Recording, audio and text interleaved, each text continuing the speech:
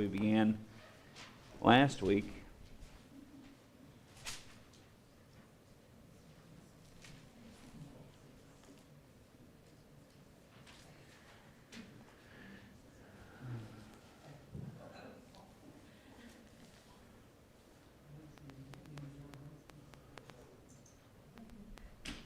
All right. Genesis 6. Let's go ahead and pray, and we'll get started this morning. Father, thank you for your goodness to us in this time that we have set aside to study your word together. I pray that you'd bless it. I pray that it would be fruitful. Lord, I pray that you'd help us to learn from both the bad and the good examples that are set forth before us here, and help us better understand your word and be better students. In Jesus' name, amen. So we're in Genesis 6 to 9, looking at the flood and the cause of it. And as I mentioned last week, one of the primary views, one of the popular views today is that Genesis chapter 6 here, with the sons of God coming in unto the daughters of men, that the sons of God are fallen angels, and that the daughters of men are mortal women, and that through some process of procreation, they produce some sort of a genetic hybrid of half human, half God-like creatures. And one of the things that is often used in support of this is that in most every culture, there is some sort of legend or mythology about half human, half God-like beings. So, for instance, Greek mythology, Hercules, he being the, I think it was Hercules is one of those where he's half man, half deity of some kind.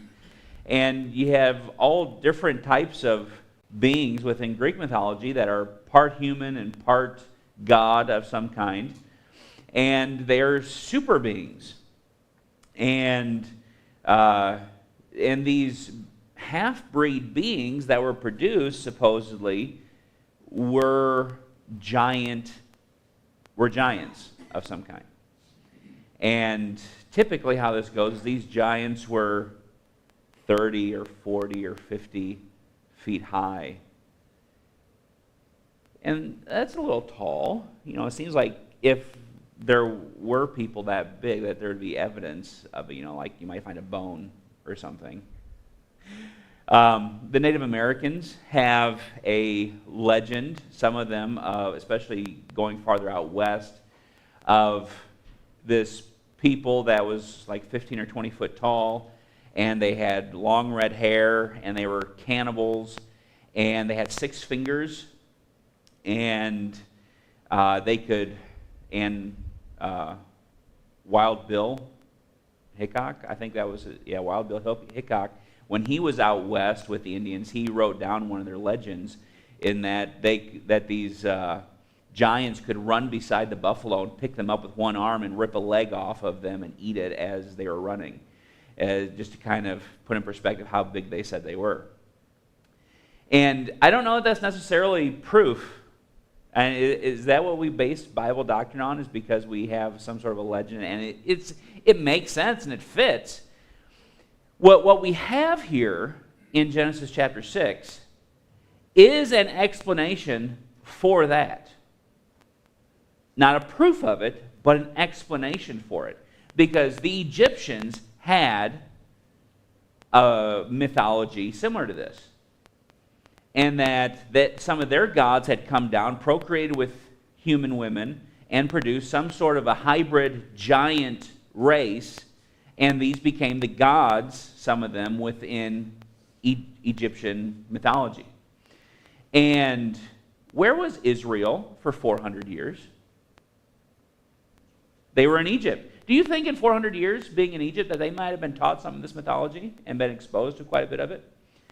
And they're taught about these giants.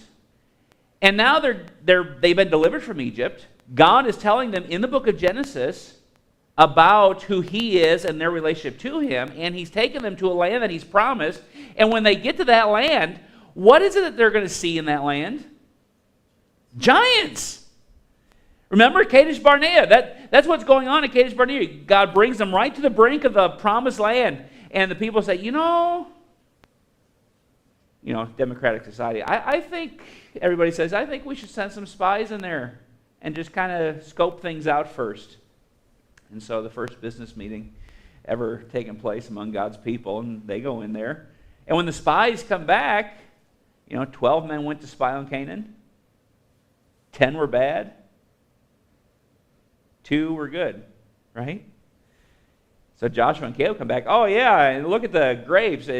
For one cluster of grapes, it took 2 men to carry them on a staff between their carried on their shoulders. And this is a fruitful land, and they're telling about all these wonderful things. And the 10 other guys said, we saw giants in there, and those giants, they come of the giants. And so what God is doing here in Genesis chapter 6 is he's forewarning them. He's telling them about the fact that, yeah, there were giants. There were giants before the flood, too. You know what God did to those giants? Killed them all. You ever notice how a story can be told, and over a period of time, it doesn't even take a long time, that story can be embellished into something that it didn't really begin as? We have that with the flood legends. Every culture in the world has a flood legend. Now, it's all different. For the most part, it comes down to one man and his family. The boat is different. How expansive the flood was is different. But every culture has a flood legend. And that's because there was a flood. A global flood.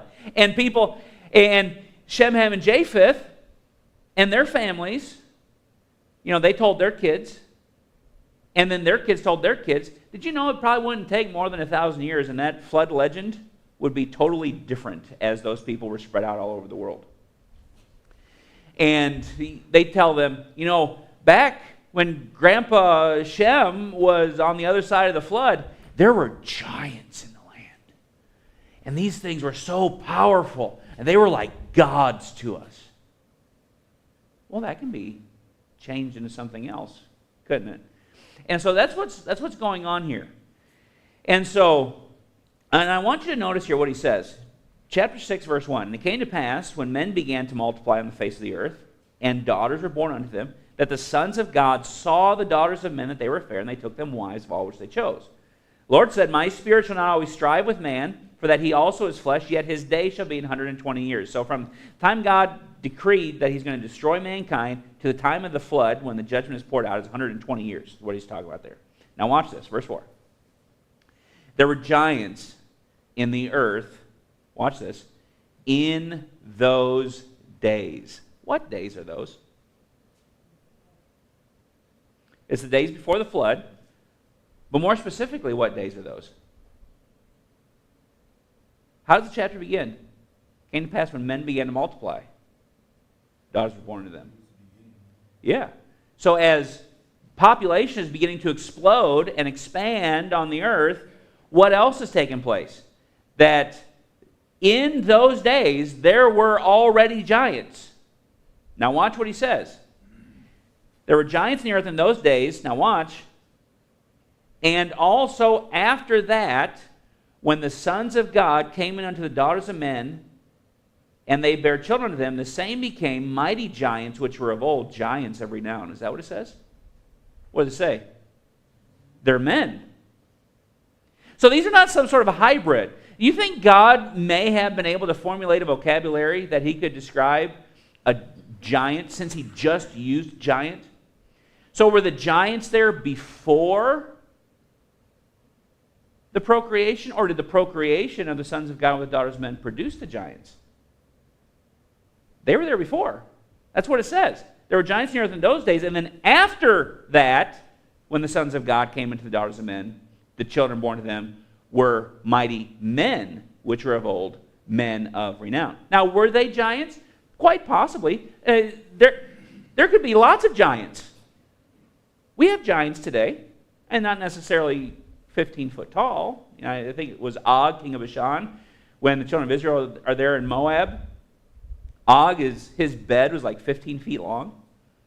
And the reason you'd have a bed that long is because you're probably fairly close to that height.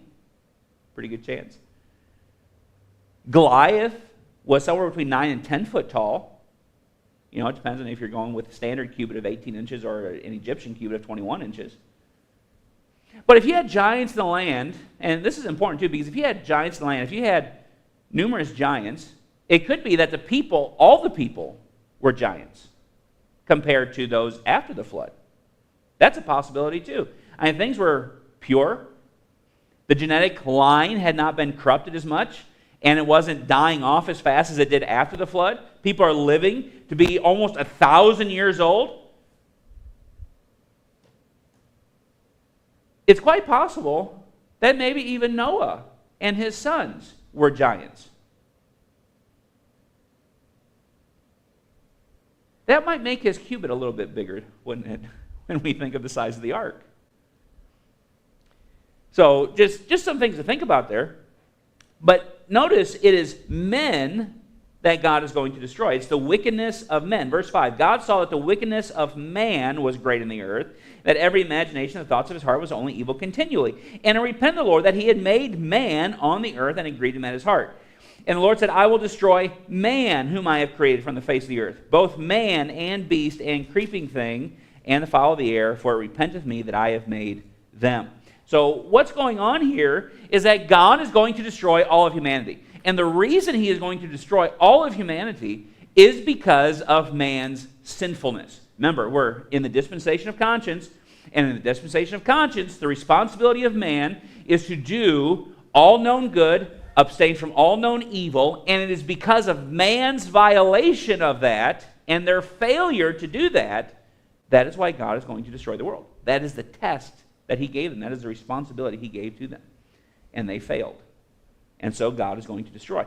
However, one man and his family find grace in the eyes of the Lord. It's interesting because you go back to the garden. And in the garden, God told Adam, in the day you eat of the tree of the knowledge of good and evil, you'll what? Surely die. And did Adam eat of the tree of the knowledge of good and evil? He did. Did he die? Not physically. Eventually he did, didn't he? Why didn't God kill him right there? Because that's what God said he was going to do. It is grace. There was a promise that was made, Genesis 3:15. I will put enmity, talking to the serpent, I will put enmity between thee and the woman, between thy seed and her seed. It shall bruise thy head, and thou shalt bruise his heel. So there was a promise of a coming Savior. And it is based upon that promise that God spared humanity. All of humanity's worth or value to God is based exclusively on the promise of Christ coming. Man has no value outside of that. Zero. And it is apart from that God would wipe out every single person. Because that's exactly what would happen. If Adam was killed, what would have happened? There would be no people. And Eve can't do it on her own. There would be nobody. Eve would just eventually die, and then that would be it for the human race. But it's based upon that promise. And then it's right after that, in the next chapter, that Adam knows Eve, his wife, and she conceived and bare a son and called his name Cain, and she bare again and called his name Abel. So it's based upon that promise that man has any value or worth to God whatsoever, and that God keeps man. And that's exactly what's going on here with Noah. Why doesn't God go ahead and just wipe out Noah? I mean, that's what First Enoch is about. A number of years ago, that Noah movie came out. And it's just a terrible thing. Just terrible. Because the perspective was that God's plan was to kill off all of humanity and only keep the animals. And God was going to spare Noah and his family only so far as to get them across to the other side to take care of the animals, but they weren't going to be allowed to procreate anymore. And so then eventually they would die off, and then it would just be the animals. That's totally contrary to what the Scripture teaches. And they get that from the book of Enoch, which some people want to act like it's another book of the Bible or something like that. But Noah found grace in the eyes of the Lord. It was that promise that God made in Genesis 3:15 that there is going to come a Savior, that there's going to be someone is going to come that is going to crush the head of the serpent, and is based upon that promise that God's plan is to redeem humanity. And so Noah and his family found grace in the eyes of the Lord. And why was that? We'll see in just a moment. But notice, we talk about the flood in the days of Noah. So we're on page 2 here of our notes. So ultimately what's going on here is there's this lack of separation. Satan was involved. While the sons of God are not fallen angels, Satan and his minions were involved in this. We find that out in 1 Peter chapter 3, that talked about it on Wednesday night just briefly, that by Jesus' death on the cross, he went and he preached to the spirits that are in prison. Now in the Old Testament, remember, with the fall of Satan, God created hell. God created hell for Satan and his angels. Now, hell in the Old Testament had kind of 2 chambers. There was the burning fiery torment, as we typically think of hell, and then there was the air-conditioned section. That is later on in Luke chapter 16 called Abraham's bosom. Jesus refers to it as paradise when he's on the cross. And then between these 2 places, there is a great gulf fixed. And that great gulf is the bottomless pit. And it says that he went and he preached to the spirits in prison. So there is a group of spirits, not all the spirits, but there is a group of them, these fallen angels, that were disobedient in the days of Noah, it says. And what were they trying to do? We're trying to get the human race eliminated. And it says that, and so at the time of the flood, they are captured up, they are bound in chains, Peter tells us, and they are held captive until the day of judgment, which is the tribulation period. Because I think it's Revelation 9. Where you have an angel come down from heaven, key of the bottomless pit in his hand. He opens the bottomless pit and the smoke like a furnace comes out. And all these locusts come up. But you know they're not actual locusts because, 1, because of the description, and 2, because they have a king over them. Proverbs tells us locusts don't have a king. They don't have a king, guide, or overseer. And his name is Apollyon. And in Hebrew, it's Abaddon, which means the destroyer. And so these are currently kept in what Peter calls Tartarus, or it's translated hell, but the Greek word, the only time it's used in the Bible, is Tartarus, which is a reference to the bottomless pit. And when Jesus died on the cross, one of the things that he did is he descended down into this Tartarus, and he preached to those spirits. And what did he preach? Well, the word that's used there is a proclamation of victory. And he proclaimed, hey, you guys tried. I still won. I crushed the serpent's head. I did it. And so that's what's going on there.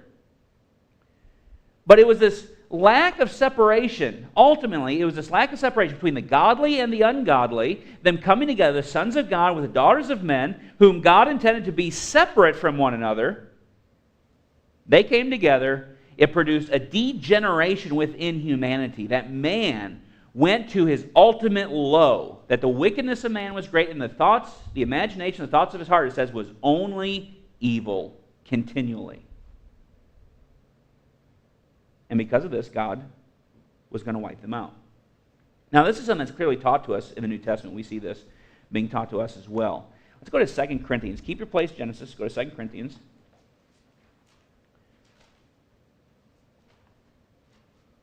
2 Corinthians chapter 6.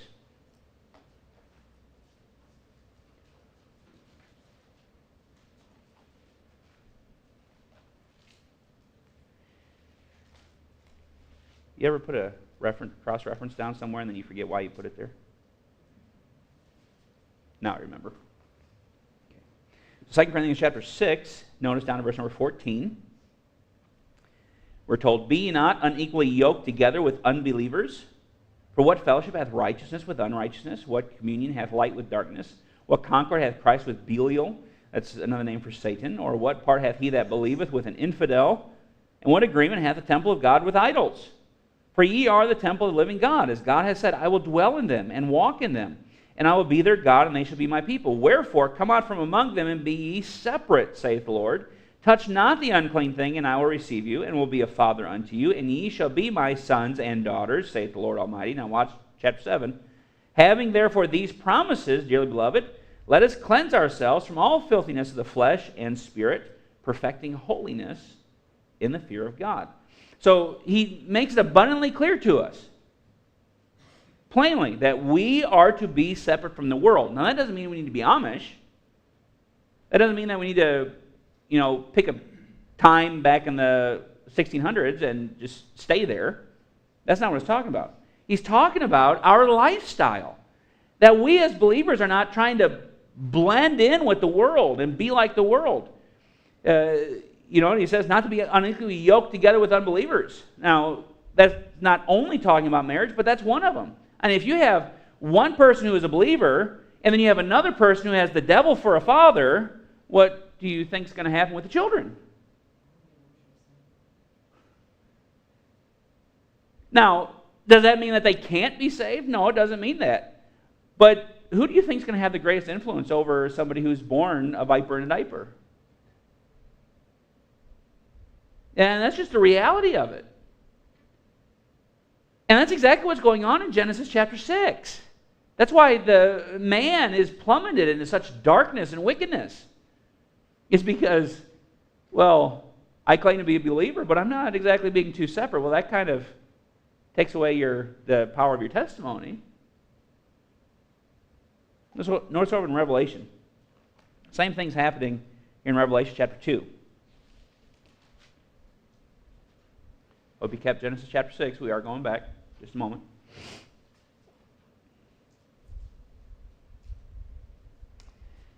Revelation chapter 2 and verse 14, as Jesus speaks to the church of Pergamos.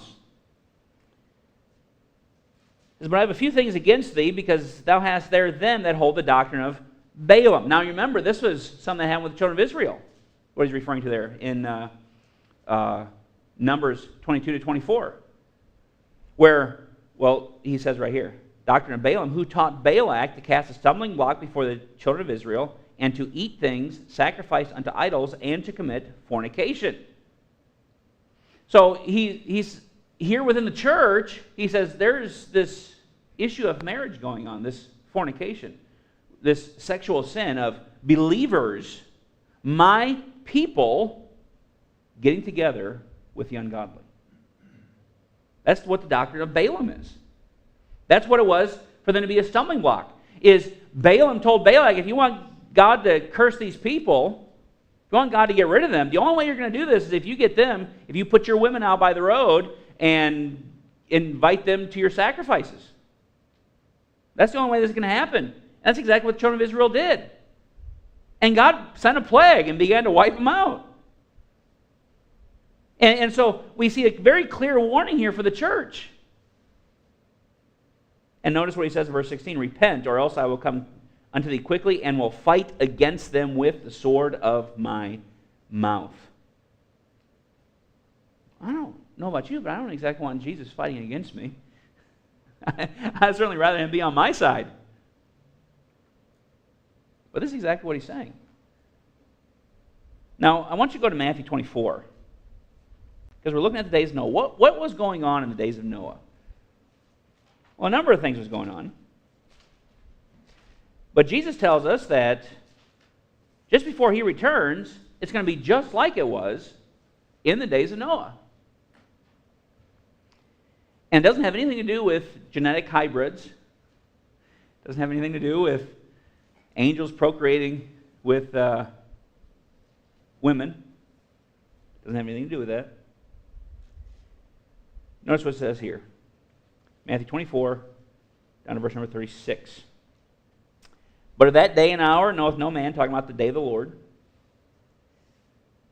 No, not the angels of heaven, but my Father only. But as the days of Noah were, so shall also the coming of the Son of Man be. Now watch verse 38.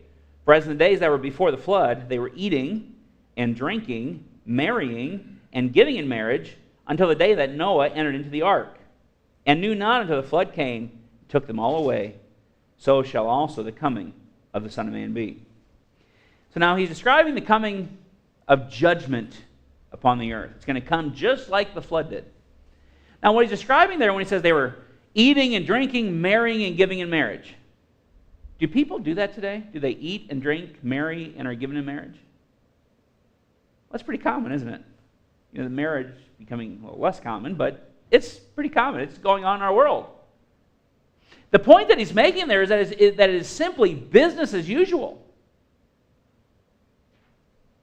But notice here in your notes, you can go back to Genesis chapter 6, but here in your notes, here's what we see going on. What was business as usual like at the time before the flood? Well, this is kind of what's going on in Genesis 4 to 6. In Genesis 4 and 5, we see the two family lines. We see those of the line of Cain, who John tells us he was of that wicked one. He's a child of the devil. And we see that of Seth, who was the replacement for Abel. And his was the line that leads to Jesus Christ. But we see these beginning to converge. But notice here, in Cain's line, what we saw, with Cain, he had a false gospel. Cain's descendants depict for us the course this world will take. Enoch, there's two Enochs that are mentioned, in chapter 1 in chapter 4, 1 in chapter 5. The one in chapter 4, a descendant of Cain, he was arrogant. He built a city after his own name. There's Mehujael in verse 18, and his name means to blot out the name of God. Methusael means to smite God, and Lamech, he depicts sexual immorality as he practiced polygamy. And he also didn't believe he should be punished for his sin, his wrongdoing. He said, I killed a man to my wounding and slain a man to my hurt. They hurt my feelings, so I killed them. Somebody bruised me, I killed him. And if Cain is to be avenged sevenfold if somebody kills him, well then 70 times sevenfold then on me if somebody tries to kill me. So he kind of had this idea, I shouldn't be punished for what I did. I should get away with it. Kind of have that case going on right now with that guy that's out east, right? That black kid that stabbed that white kid just because he told him, hey, you need to get out of our tent. Stabbed him in the chest. And then when they caught him, he ran off. And then when they caught him, he said, well, I can plead self-defense, right? And then raised like $2 million of people trying to help him get a good lawyer and stuff like this. What is that? That's exactly what Lamech was doing. I'm the victim here. Boy, it sure sounds like our day. We also see in Genesis chapter 4 a society that is dominated by industry and entertainment. In Genesis 6, we see the blending of God's people with the ungodly. We also see a small believing remnant with Noah and his family. Are there more believers today than there used to be, or are there fewer? There's fewer. And why is that? Because we're in the days of Noah, just like it was in the days of Noah. We're getting closer. As we get closer to the coming of the Son of Man, there are going to be fewer and fewer believers. I know that sounds terrible, and it sounds, in a sense, like that's losing, but we're really not losing. We're going to win this thing. But Jesus said, when the Son of Man cometh, shall he find faith on the earth? And Jesus didn't exactly have a positive outlook on it either. So in the days of Noah, it's business as usual, with a corrupt gospel, a desire to rid the world of God, tolerance of sexual sin, gross materialism, and addiction to entertainment. There was the merging of believers with non-believers, and a small believing remnant. Sounds just like today, doesn't it? Sure does. And this is exactly what Jesus meant when he said, as it was in the days of Noah, so shall also the coming of the Son of Man be. That's the way it's going to be. Now, back to Genesis chapter 6 here. Let's look at the promise of judgment that's going to come. So the first, 7 verses that I read there, we see that God is going to destroy the world. But here, when we get to let's pick up with verse 8. Noah found grace in the eyes of the Lord. These are the generations of Noah. Noah was a just man, perfect in his generations, and Noah walked with God. And Noah begat 3 sons, Shem, Ham, and Japheth. The earth also was corrupt before God. The earth was filled with violence. God looked upon the earth, and behold, it was corrupt, for all flesh had corrupted his way upon the earth. And God said unto Noah, the end of all flesh is before me, for the earth is filled with violence through them. And behold, I will destroy them with the earth. So he makes a promise of judgment. Not only is he going to destroy the earth, but he's going to destroy humanity. And then notice here in your notes, the figure of salvation, and that's the ark. It is a picture for us of our salvation, and we'll see that in just a moment in the New Testament. But notice what he says here. He's going to tell him to make the ark, verse 14, make thee an ark of gopher wood. Now, what exactly is gopher wood? There's been a lot of speculation down through the years, but I think they've come up with an explanation that fits best. Gopher wood is not necessarily a reference to a type of wood as much as it is to a process of making it. That this gopher wood is actually more of like a laminate type wood, like a plywood type of wood that's being used. Where it's crisscrossed to give it more strength and have it be able to be flexible, but a little bit stronger than just using regular wood. And so notice he says, room shalt thou make in the ark, thou shalt pitch it within and without with pitch. Pitch would be like a tar substance or like a sap-like substance that would form a waterproofing component. And it's interesting that he doesn't just tell him to put it on the outside, he tells us to put them on the inside as well. Not entirely sure why. It seems like if all you're trying to do is keep it preserved from sinking and waterproof it, all you need to do is put it outside. But for some reason, it's on the inside as well. This is the fashion which thou shalt make it of. The length of the ark shall be 300 cubits, the breadth of it 50 cubits, the height of it 30 cubits. A window shalt thou make to the ark, and in a cubit shalt thou finish it above. And the door of the ark shalt thou set in the side thereof, with lower, second, and third stories shalt thou make it. And behold, I, even I, do bring a flood of waters upon the earth to destroy all flesh, wherein is the breath of life from under heaven. And everything that is in the earth shall die. But with thee I will establish my covenant, and thou shalt come in the ark, thou and thy sons, and thy wife, and thy sons' wives with thee. And now watch this here. And of every living thing of all flesh, 2 of every sort shalt thou bring into the ark, to keep them alive with thee. They shall be male and female. Of fowls after their kind, and of cattle after their kind, of every creeping thing of the earth after his kind, 2 of every sort shall come unto thee to keep them alive. And take thou unto thee of all food that is eaten, and thou shalt gather to thee, and it shall be for food for thee and for them. Thus did Noah, according to all that God commanded him, so did he. Now, a lot gets said today about the size of the ark. And one of the things evolutionists like to say is, well, that ark, that's not big enough to carry all the creatures of the earth, 2 of every kind. Well, now hold on. Just wait. Because it gets better. Because it's not just 2 of every kind. It's 7 pairs of every clean animal and only 1 pair of the unclean. Oh, well, now that even increases the number a little bit. But it's not 2 of every kind or species, it's 2 of every sort.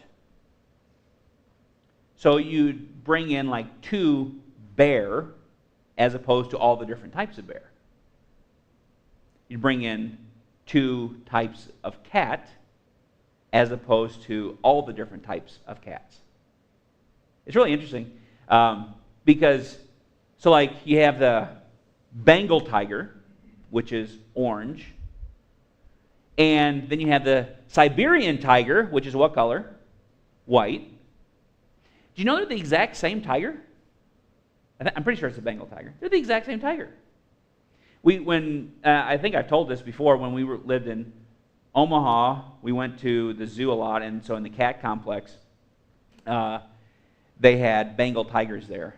Well, one time we went, the mother had just given birth to a litter of kittens. And I think within that litter, there were 2 or 3 that were white. Now, if you're in a jungle, white is probably not the color that you want to be, because that's going to die off pretty fast. And that's exactly what happens. It's not uncommon.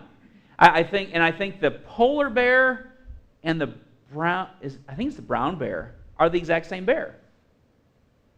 It's just there's a gene that it's a recessive gene, but if you have 2 white bear, that recessive gene then is going to become a dominant gene, and so you're going to produce more white bears. Well, if you're living in the South Pole and you are born brown, well, that might create a problem. It's going to be a little bit more difficult to sneak up on your food.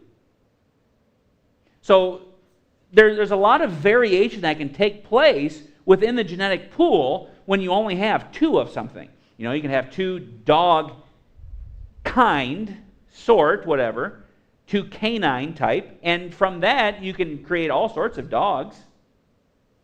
You know, all the dogs that exist today came from 2 dogs on Noah's Ark. You know, and you can watch this through history, where you can see where they mess with the genes and they breed them at certain times and they do certain weird things, and even some they take and they push their nose in to make it flat. And it's just, and then they modify them and modify them and modify them until you get this entirely worthless little dog. And it's not good for anything except for to pet and jump on your lap and demand food, and you poop and make you clean it up. And what good is that? But that's something that's not something that God created. That's something that only man can create. Because if God's going to make it, it's going to be perfect and useful. But when man gets in there messing with things, it just becomes totally useless. Anyway, but now look here in the blue. So if the cubit was 18 inches, let's talk about the size for a moment. If the cubit was 18 inches, that's the standard cubit. Now, if they were giants in the earth in those days, remember before the flood, Noah could have been 12 foot tall. That's a possibility. Maybe he was 15 foot tall. Og, king of Bashan, was. That would make his cubit a little bit bigger. But if we're just saying a standard cubit, and it could have even been an Egyptian cubit. Egyptian cubit is 21 inches, so would have added some more feet to this. But at 18 inches, the ark would have been 450 feet long, 75 feet wide, 45 feet high. And it's actually interesting, the dimensions of this make it to where it would be impossible to capsize it. It would always turn in such a way that it could ride the waves and never capsize. The volume of the ark would be 1.4 million cubic feet, equal to that of 522 railroad cars, which would hold entirely 125,000 sheep. There are less than 18,000 species living on earth today. Now, that number could even be reduced down because we're not necessarily talking about species, but kinds. So, like brown bear, black bear, polar bear, that's species, but kind would be the bear. And we don't know what the original bears would have looked like. You know, over time, the variations that came out, some go extinct, some come back. You know, they find these fossils. Oh, this was a thing that lived 18 billion years ago. Like, well, no, maybe it was something that lived before the flood and got destroyed, and its kind was kept alive on the ark, but that particular species of it died off. So 18,000 species living on earth today. species are the mix of kinds, so the number may have been less. Possibly the number was double at this point, as there would have been many creatures who are now extinct. But with 2 of each, this would bring the number to about 72,000 creatures, only using 60% of the space. It's also likely, especially for the large animals, that most of them were young. I mean, that's the most important thing, because you don't want to bring in the old ones, bigger ones necessarily, because you want them to live and survive after the flood. And the older ones, they fall down and they break or stay down a while. The younger ones, they fall down and they bounce right back up. And so that's important. You just want to make sure you get a pink one, a blue one, and you're good to go. So there's plenty of room on the ark. And even bringing 7 of every clean animal, there's still been plenty. It would have taken up more room, but they're not exactly on a luxury cruise. The point is survival. And there's 3 stories. There's lots of room for people, which there's only 8, and for all these thousands of animals. It's very simple. And the average size of most animals today is about the size of a sheep. Same with dinosaurs as well, because dinosaurs would have been on the ark. So let's look at this here. So it's the figure of salvation, and that's the ark. It's noteworthy that Noah was spared from this judgment because of God's grace. It was grace. Now, why did Noah find grace? Hebrews chapter 11 tells us that faith is the substance of things hoped for, the evidence of things not seen. For by it the elders obtained a good report. Down in verse 6, it tells us, by faith, Noah, moved with fear of things unseen, moved with fear to prepare the ark for the saving of his household.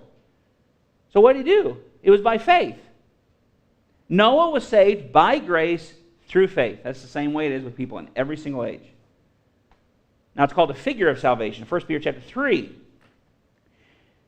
Peter describes the flood, the fact that 8 people were saved on the ark, and then he says that in like figure, verse 21, like figure also whereunto baptism doth also now save us, not the putting away the filth of the flesh, but the answer of a good conscience toward God. So it's not the baptism that saves us, but it is the picture of salvation. It wasn't that the flood itself saved Noah. It was the fact that he was in the ark, because he was in the ark before the flood came. And that's the point. It's a picture of salvation. Now, let's notice this here real quick, and we'll finish up. So God's judgment comes upon the earth. Notice here, chapter 7. Lord God, and the Lord said unto Noah, come thou and all thy house into the ark, for thee have I seen righteous before me in this generation. Of every clean beast thou shalt take to thee by 7s, the male and his female. Now, I don't know if that means that there were 6 pairs and then an extra animal, or if that means that there were 7 pairs. It could be either way. I don't know. I tend to think that there was 1 extra that went with the clean ones. And that's because after Noah gets off the ark, he's going to offer a sacrifice. He's going to offer the clean animals as a sacrifice. It says, and the beasts that are not clean by 2, the male and his female, of fowls also of the air by 7s, the male and his female, to keep seed alive upon the face of all the earth. For yet 7 days, and I will cause it to rain upon the earth 40 days and 40 nights. And every living substance that I have made will I destroy from off the face of the earth. And Noah did according unto all that the Lord commanded him. And Noah was 600 years old when the flood of waters was upon the earth. So now notice here, Noah took 7 of the clean animals, 2 of the unclean animals, and so the 7 clean would have been for, the 7th one at least, would have been for the offering up of sacrifices. Now the flood begins. So he says it's going to rain for 40 days and 40 nights, but that's not all the time that the water is coming up on the earth. Notice down to verse number 10. And it came to pass, after 7 days, the waters of the flood were upon the earth. In the 600th year of Noah's life, in the 2nd month, the 17th day of the month, the same day were all the fountains of the great deep broken up, and the windows of heaven were open. So the windows of heaven being open refers to the rain coming. Fountains of the great deep refers to the fact that there that there was subterranean water all over the earth. The crust of the earth kind of floated on this watery bed, and now that's broken up, and that water that was inside the earth is now shooting itself outside the earth. Okay? Now watch here, verse 12. And the rain was upon the earth 40 days and 40 nights. And the selfsame day entered Noah and Shem and Ham and Japheth, the sons of Noah, and Noah's wife, and the 3 wives of his sons with them into the ark.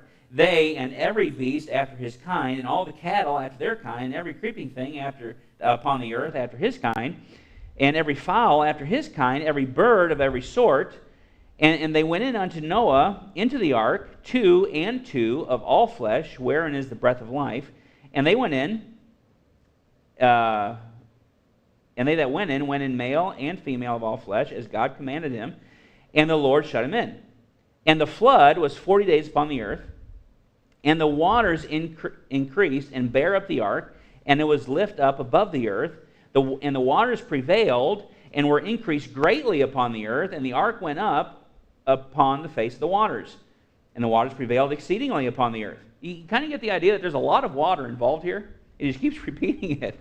And it dropped down here to verse number 19. The waters prevailed exceedingly upon the earth, and all the high hills that were under the whole heaven were covered. 15 cubits upward did the waters prevail, and the mountains were covered, and all flesh died that moved upon the earth, both fowl, and of cattle, and of beast, and of every creeping thing that creepeth upon the earth, and every man, in whose nostrils was a breath of life, and all that was in the dry land died. And every living substance was destroyed, which was upon the face of the ground, both man and cattle, and the creeping things, and the fowl of the heaven. And they that were destroyed, and they were destroyed from the earth. And Noah only remained alive, and they that were with him in the ark. And the waters prevailed, watch this, waters prevailed upon earth in 150 days. Now, getting into chapter 8, the flood's going to come to an end. Verse 2, the fountains also of the deep and the windows of heaven were stopped. The rain from heaven was restrained. The waters returned from off the earth continually. And after the end of the 150 days, the waters were abated, and the ark rested the 7th month on the 17th day of the month upon the mountains of Ararat, and the waters decreased continually until the 10th month. In the 10th month, on the 1st day of the month, were the tops of the mountains seen. It came to pass, at the end of 40 days, that Noah opened the window of the ark, which he had made, and he sent forth a raven, which went forth to and fro until the waters were dried up from off the earth. Also he sent forth a dove from him to see if the waters were abated from off the face of the ground. But the dove found no rest for the sole of her foot. And she returned unto him into the ark, for the waters were on the face of the whole earth. Then he put forth his hand, and took her, and pulled her in unto him into the ark. And he stayed yet other 7 days, and again sent forth the dove out of the ark. So this is going to go on a couple times, and eventually they're all going to get out. But just notice here real quick, it rained for 40 days and 40 nights. The waters continued to rise for an additional 110 days, because of the fountains of the deep, meaning that 150 days the waters continued to rise. There was water coming up upon the earth. There was a total, when you kind of add up here and look at it, there's a total of 365 days from the start of the flood to the time that they get out. So an entire year. Now, real quickly here, this calendar, and then we'll be done. The Jews have 2 calendars. There's the creation calendar, which is what you have prior to the Exodus. The 7th month is the month Tishri. In Exodus 12:2, when the Jews leave Egypt, they leave on the 7th month. At the same time, God instituted the religious calendar, making that the 1st month of the religious year, the national calendar. While Tishri is the 7th month of the creation calendar, it became the 1st month of the religious calendar, and it's called Nisan. It is interesting to note that the Passover occurred on the 14th day of the month Nisan. Jesus was crucified on the 14th of Nisan and was raised the 17th day of Nisan. The ark would have rested in the mountains of Ararat on the same day in which Jesus would later be resurrected some 2,000 years later. So the resurrection of Christ brought about a new creation. Just like when Noah and his family got off the ark on that same day, they entered into a new creation. Just an interesting idea there. Any questions on that real quick? I don't want to get into the typology of the raven and the dove, although I think there's some there that we would get into the weeds real fast with that. Okay.